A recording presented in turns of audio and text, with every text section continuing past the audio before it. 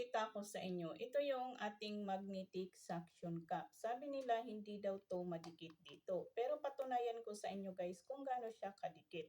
Ito yung ating pandikit sa ating Android. Kung naka-Android ka guys, dito pwede siyang dumikit sa iPhone. Ganito siya guys pag Android ka. At ito hilain lang ninyo siyang paganyan. Pwede nyo siyang ipaikot ng ganyan kung ano yung gusto ninyong posisyon sa inyong cellphone. Ganyan na siya guys. Magnetic to. Idikit natin dito sa ating salamin guys.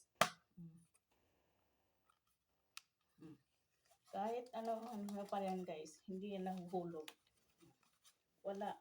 Matibay ang ating magnetic guys. Basta sa mga glossy or mirror, window or door, basta glossy or makinis guys. Ganyan lang siya kaganda.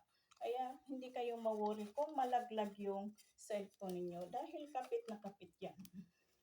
Kapit na kapit yan guys. Kaya kung gusto niyo ilalagay ko lang to sa ating link.